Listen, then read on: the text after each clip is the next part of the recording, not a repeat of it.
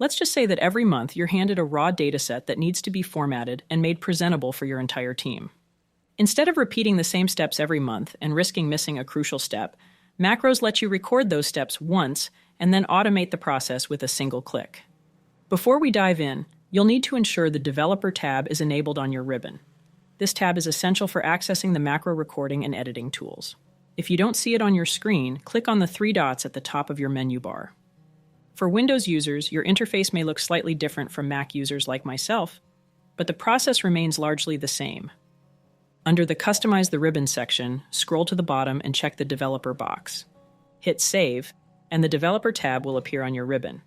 Now, before you start recording your macro, make sure you've mapped out all the steps you're going to perform. Planning ahead ensures your macro is efficient and free from unnecessary actions. Let's get started. Go to the Developer tab and click Record Macro.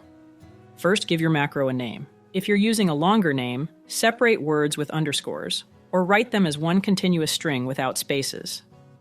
Next, decide where to save your macro. If you choose Personal Macro Workbook, your macro will be available across all Excel files on your computer. For this tutorial, we'll save it in this workbook. You can even assign a shortcut key for quickly running the macros, then hit OK. Now let's go ahead and perform the steps you do every month on your raw data. Start by formatting the heading. Merge the cells to fit your table, increase the font size, apply a background color, and make the text bold. Adjust the column width so all your data is visible. A quick tip: click the square at the top left corner of your sheet to select the entire spreadsheet. Then double-click any column border to auto-adjust all columns based on their content. Next, format the table header. Center align your numbers. Since these numbers are dollar amounts, change the format to currency.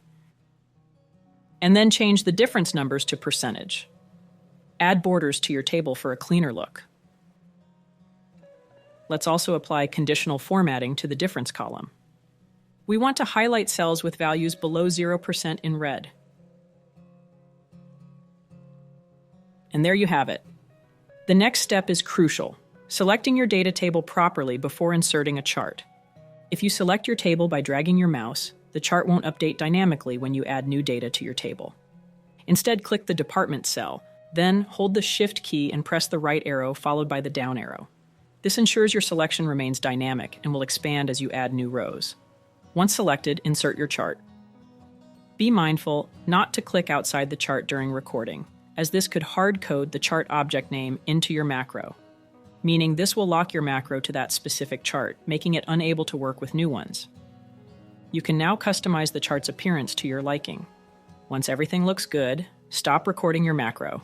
To do this, either click Stop Recording in the Developer tab or use the Stop button at the bottom of your sheet. Now let's test our macro on a different data set.